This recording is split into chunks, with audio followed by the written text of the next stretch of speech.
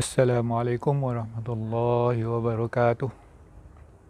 Alhamdulillahi rabbil alamin.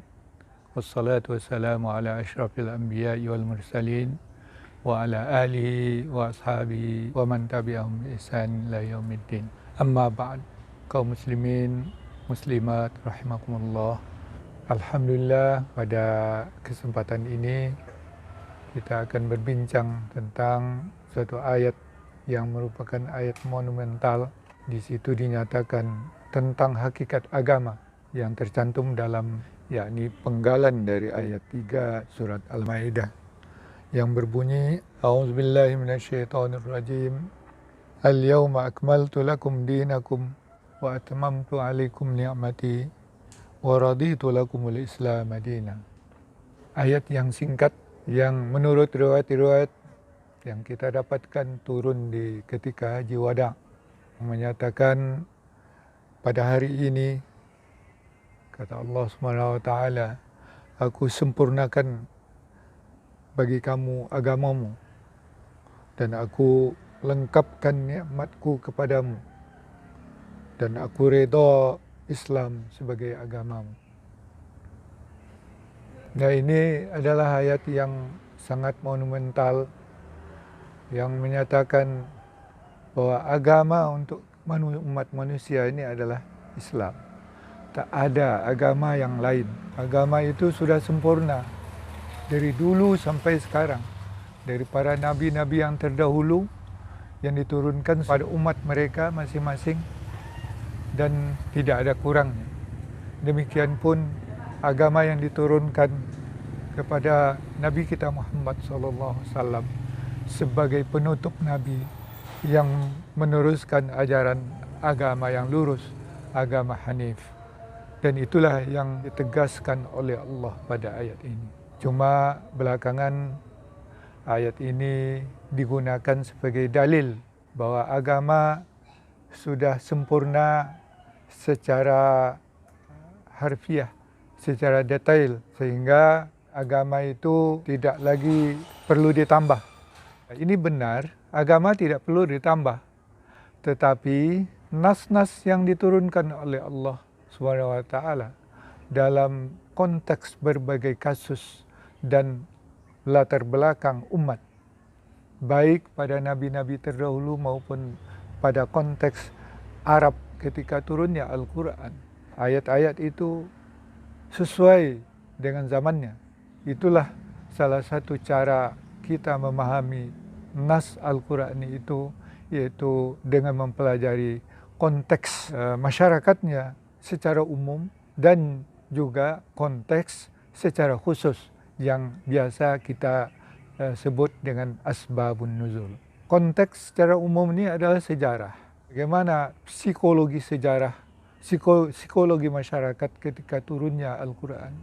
Bagaimana situasi, kondisi sosial ketika turunnya Al-Quran dan diamanatkan oleh Al-Quran sesuai dengan konteks-konteks tersebut.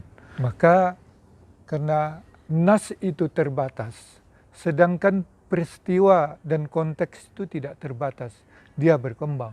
Maka dapat disimpulkan bahwa yang sempurna di sini adalah fondasinya, dasar-dasarnya, kaidah-kaidah umumnya. Sedangkan detail-detail yang bersifat furu'iyah, dia akan berkembang terus. Dan itulah jalan yang digunakan oleh para sahabat. Umpamanya secara jelas dalam hadis yang populer ketika sahabat Rasulullah SAW Muaz ibn Jabal diutus ke Yaman, maka beliau ditanya dengan apa memutuskan suatu perkara. Maka Umar menjawab, tentu saja dengan kitabullah, dengan nas yang ada, yang sudah ditentukan oleh Allah dalam kitabnya. Tetapi kalau dalam kitabullah tidak ada, maka Muaz menjawab, dia akan memutuskan perkara dengan sunnah, yaitu sunnah Rasulullah SAW.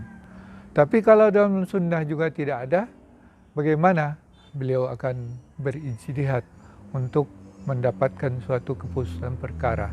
Dasar-dasar ini menunjukkan bahwa Allah Subhanahu wa Ta'ala sudah memberikan dasar-dasar kaidah-kaidah umum untuk bisa kita rujuk dalam memutuskan suatu perkara.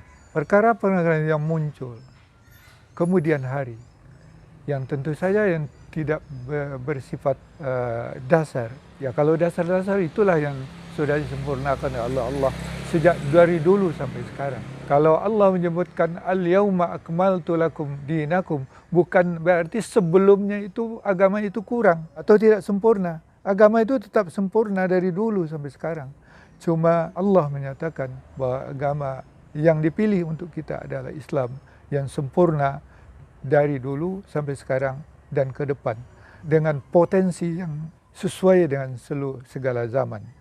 Tetapi kalau perkembangan itu close atau ditutup hanya pada sampai kehidupan masa Nabi, maka agama itu akan menjadi close juga. Dia akan mati dan tidak hidup. Oleh sebab itu, Islam akan hidup sampai akhir zaman, dan Islam itulah agama yang diturunkan oleh Allah sampai akhir hari kiamat nanti, dengan berprinsip pada dasar-dasar umum yang sudah disempurnakan oleh Allah SWT, mulai dari Lauh Mahfuz sampai nanti hari kiamat. Inilah makna dari ayat al-yauma akmaltu lakum dinakum. Karena waktu yang sempit, tentu saja kita tidak bisa menguraikan panjang lebar, karena prinsip-prinsip ijtihad sudah digariskan oleh para ulama.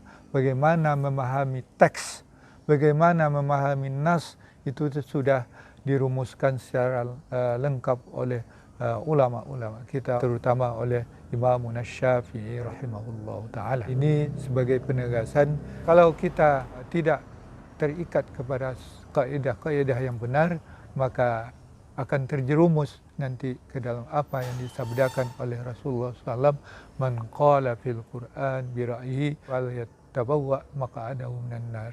Siapa yang berkata tentang Al-Quran dengan hawa nafsunya sendiri, dengan opininya sendiri, maka dia sudah menyediakan tempat duduk dalam api neraka. Wallahu a'lam bishawab. Wassalamualaikum warahmatullahi wabarakatuh.